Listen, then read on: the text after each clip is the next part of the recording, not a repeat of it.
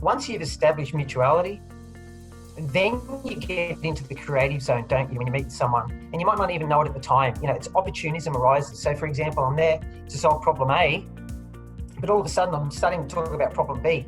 Wasn't even there for problem B, right? But now I'm solving problem B, and then problem C comes up, or a solution D comes up, and that's called opportunism. It's pretty spontaneous, and it happens really fast when you're with someone in a room. This all leads to resolutions, but more importantly, if you can just remember this, it leads to problem solving and critical thinking. There won't be a new normal, it's actually a return to the old normal. So if you're going to get anything from today, and you're going to say, Paul said, you can say that I said we're returning to an old normal. And the reason why I say that is pre-industrial revolution, so way back in man's history, the predominant method of work was work from home. In this country, in Australia, when we arrived and colonised, we worked from home for a long time.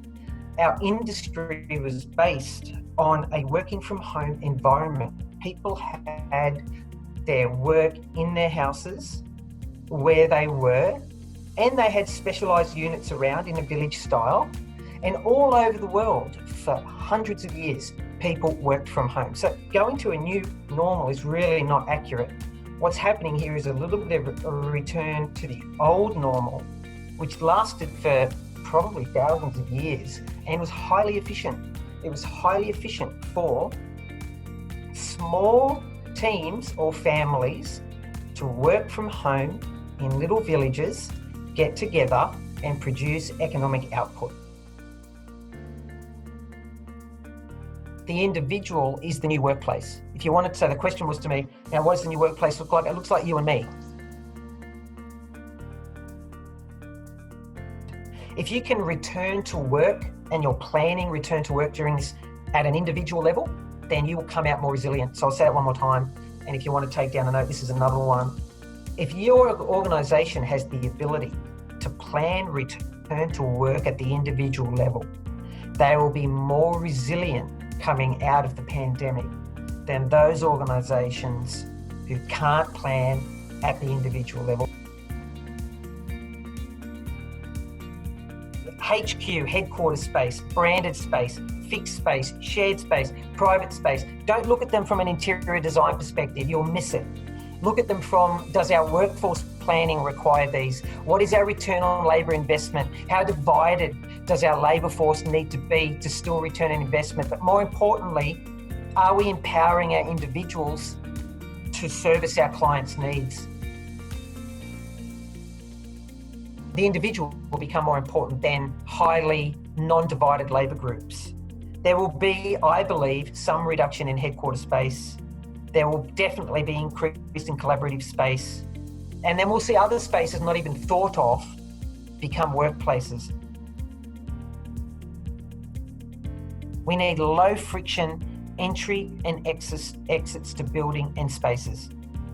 We want to worship the individual to be the critical thinker so much that the technology allows them to flow through their working day with as less friction as possible so that they can come into an environment and leave effortlessly and not have to go through a lot of the existing friction that we see now. My response is always, what is the use case of the space? Is it part of your workforce planning endeavour? Or is it just because you're going off existing norms? So I'll give you an example. In Beijing, we've embarked on a digital hub in a very good location, not cheap. And the resounding response back was, that's going to be a multi-function place where clients, partners and staff can come together to solve problems and critically think, more than just a place to sit down. So my advice would be, your space needs to be a space where you can service your client needs, empower your individuals, and not just taking space for the sake of taking space. I love the fact that you say that, everyone now has very successfully worked out how to work from home. And when we did our original video, we talked about when you're at home, you can be incredibly task focused, get the job done, get all your action items off your list. But when you do the face-to-face and you come into an office environment at least a couple of days a week, that's where the innovation happens. That's where the ideas. So in fact, they're also breaking the new habits of when you do come into the workspace, not just sitting down and doing your work, because that's what we're used to. It's actually coming into the office, having a chat, having your team meetings, doing all your one-on-ones. So that's how we use the space has changed, and it also needs to be adopted in terms of the new behaviour.